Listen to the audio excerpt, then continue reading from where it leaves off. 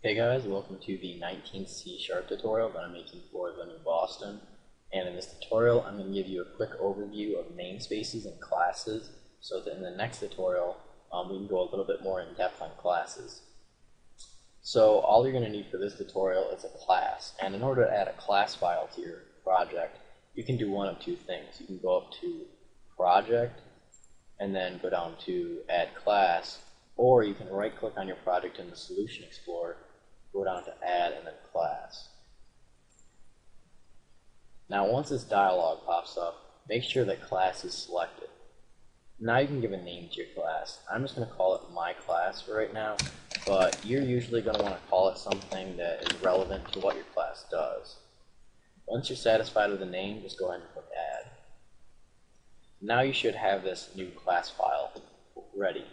And if you cannot see your class file, just go over to the Solution Explorer and click on the class file that it created for you. In order to go back to your form, you can just click on your form in the Solution Explorer right here. Or you can use these tabs up here at the top.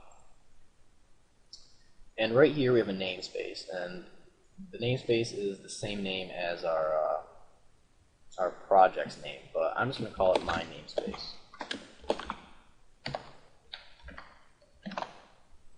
Alright, and what namespaces are used for is they're used to organize classes, interfaces, and structs, and we'll get into interfaces and structs later on. You can have a namespace inside of a namespace. So if we created a namespace here, it would be like a subcategory of whatever this was. So let's call it My Sub Namespace. And now inside of this namespace, we could put classes and interfaces and structs as well. So, and what classes are used for is they're used to organize things like variables and methods. So we could have like a method in here that shows a message box and another method that shows a different type of message box or something like that. And usually the things inside of the classes work together, or they work very closely together. So like they do things that are very similar to one another. So in order to access a namespace that you've created, you're going to need to use a using statement.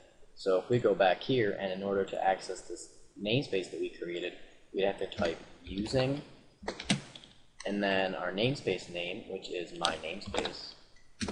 And then since we have a sub namespace in there, we have My Sub Namespace. However, if we wanted to access this class right here, we wouldn't do .my sub namespace because this class is not inside of this namespace. And right here we have this using system.windows.forms. And this system is a namespace. This Windows is a namespace inside of this system namespace, and this forms namespace is the namespace inside of this Windows namespace. And inside of this forms namespace is a class called MessageBox, and that's what we use to display a message box. And without this using statement, we would have to, in order to access MessageBox, we would have to type out system.windows.forms.messageBox, which is the class, and as you can see right there, it says class, and then .show, which is the method used to show the message box.